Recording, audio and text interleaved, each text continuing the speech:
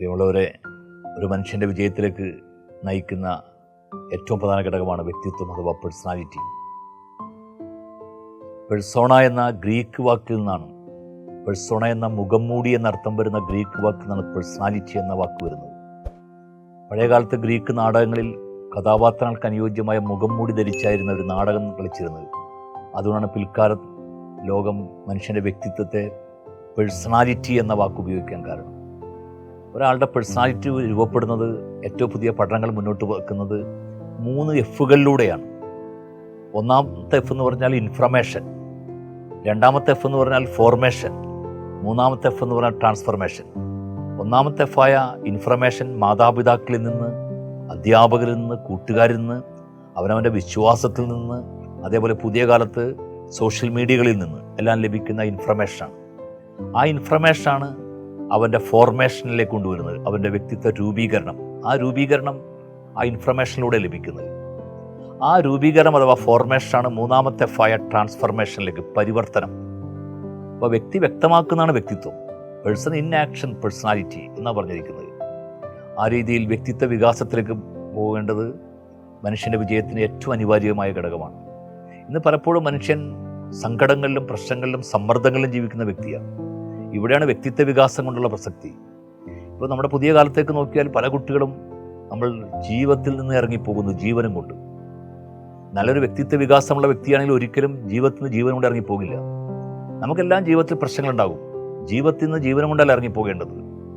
പ്രശ്നങ്ങളിൽ നിന്ന് ഇറങ്ങി വരാൻ നമുക്ക് സാധിക്കണം. പ്രശ്നങ്ങളിൽ നിന്ന് ഇറങ്ങി വരാൻ സാധിക്കണമെങ്കിൽ നമ്മുടെ വ്യക്തിത്വ വികാസം നമുക്ക് നടക്കണം. വ്യക്തിത്വ വികാസമുള്ള ഒരാൾക്ക് അവൻ്റെ പ്രശ്നങ്ങളിൽ നിന്ന് ഇറങ്ങി വരാൻ സാധിക്കും. മനുഷ്യ ജീവിതത്തിൽ 3 തരം പ്രശ്നങ്ങളാണ്. എന്തൊക്കെ 3 തരം പ്രശ്നങ്ങൾ? ഒന്നാമത്തെ പ്രശ്നം പരിഹരിക്കാൻ കഴിയുന്ന പ്രശ്നങ്ങൾ, രണ്ടാമത്തെ പ്രശ്നം കഠിനാധ്വാനത്തിലൂടെ പരിഹരിക്കാവുന്ന പ്രശ്നങ്ങൾ, മൂന്നാമത്തെ എത്ര ശ്രമിച്ചാലും പരിഹരിക്കാനാവാത്ത പ്രശ്നങ്ങൾ. അപ്പോൾ ഇത് നമുക്ക് അനലൈസ് ചെയ്യാൻ സാധിക്കണം. പരിഹരിക്കാനാവാത്ത പ്രശ്നമാണെങ്കിൽ അതൊരു റിയാലിറ്റി ആയിട്ട് അഥവാ യാഥാർത്ഥ്യമായിട്ട് കാണാൻ സാധിക്കണം. അങ്ങനെ കാണാൻ സാധിച്ചിട്ടുണ്ടെങ്കിൽ നമ്മൾക്ക് പ്രശ്നങ്ങളിൽ നിന്നെല്ലാം ഇറങ്ങി വരാൻ സാധിക്കും.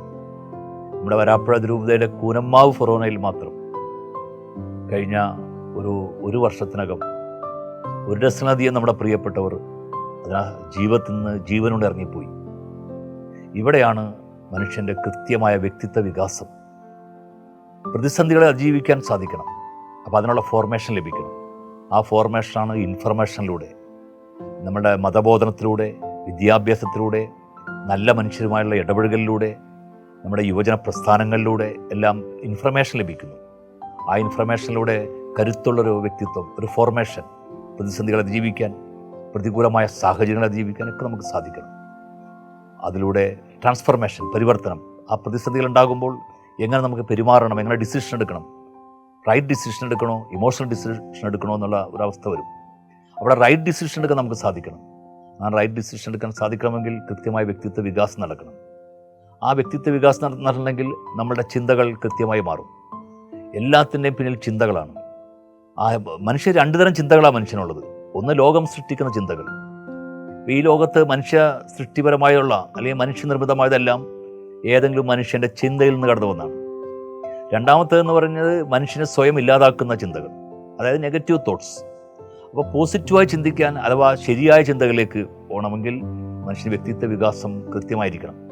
ആ വ്യക്തിത്വം വികസിച്ച ഒരാൾ അല്ലെങ്കിൽ വ്യക്തിത്വ വികാസം പ്രാപിച്ച ഒരാൾക്ക് ജീവിതത്തിൽ നല്ല രീതിയിൽ ചിന്തിക്കാനും, ആ ചിന്തകൾ ആ വ്യക്തിയുടെ വാക്കുകളായി മാറും, ആ വാക്കുകൾ അദ്ദേഹത്തിൻ്റെ പ്രവൃത്തിയായി മാറും, ആ പ്രവൃത്തി ഒരു സ്വഭാവമായി മാറും, അത്തരത്തിൽ മികച്ച വ്യക്തിത്വത്തിന് ഉടമയായി മാറുന്നു. അങ്ങനെ മികച്ച വ്യക്തിത്വത്തിന് ഉടമകളായി മാറാൻ നമുക്ക് സാധിക്കണം. അത്തരത്തിലുള്ള ആളുകളെയാണ് ഇന്ന് ലോകത്തിന് ആവശ്യം. ഇന്ന് ലോകം പ്രതിസന്ധികളിലൂടെ കടന്നുപോയി. ലോകത്ത് 2 മരണം നടന്ന, മനുഷ്യനെ ബാധിച്ച 2 മരണം നടന്ന കാലഘട്ടത്തിലൂടെ പോകുന്നത്. 2 മരണം. ഒന്നാമത്തെ മരണം എന്ന് പറയുന്നത് സമയം മരിച്ചു. ലോകത്ത് ഒരാൾക്കും സമയമില്ല. 1 വർഷം 1 മാസം പോലെ പോവുകയാണ്. രണ്ടാമത്തെ മരണം ദൂരത്തിൻ്റെ മരണം. ഈ 2 മരണം നടന്ന കാലത്ത് സമയമില്ലാത്ത ലോകത്ത് മനുഷ്യൻ സമ്മർദ്ദങ്ങളാണ്. ഈ സമ്മർദ്ദങ്ങളെല്ലാം ക്രിയാത്മകമായി അതിജീവിക്കണമെങ്കിൽ വ്യക്തിത്വ വികാസം ആവശ്യമാണ്. അങ്ങനെ വ്യക്തിത്വ വികാസം നമുക്ക് ലഭിക്കുന്നത് നമ്മുടെ വിശ്വാസത്തിലൂടെ, നമ്മുടെ മാതാപിതാക്കളിലൂടെ, നമ്മുടെ പ്രിയപ്പെട്ട വൈദിക സന്യസ്തരിലൂടെ, നമ്മുടെ അധ്യാപകരിലൂടെ, നല്ല കൂട്ടുകാരിലൂടെ, നല്ല പുസ്തകങ്ങളിലൂടെ ഒക്കെ നമുക്ക് ലഭിക്കും. അപ്പോൾ അതിനുവേണ്ടി ഒരുങ്ങാൻ യുവജനങ്ങൾക്ക് സാധിക്കണം. അത്തരത്തിൽ വ്യക്തിത്വ വികാസം ലഭിച്ചിട്ടുണ്ടെങ്കിൽ ജീവിതത്തിലെ എല്ലാ മേഖലയിലും നമുക്ക് വിജയം വരിക്കാൻ സാധിക്കും.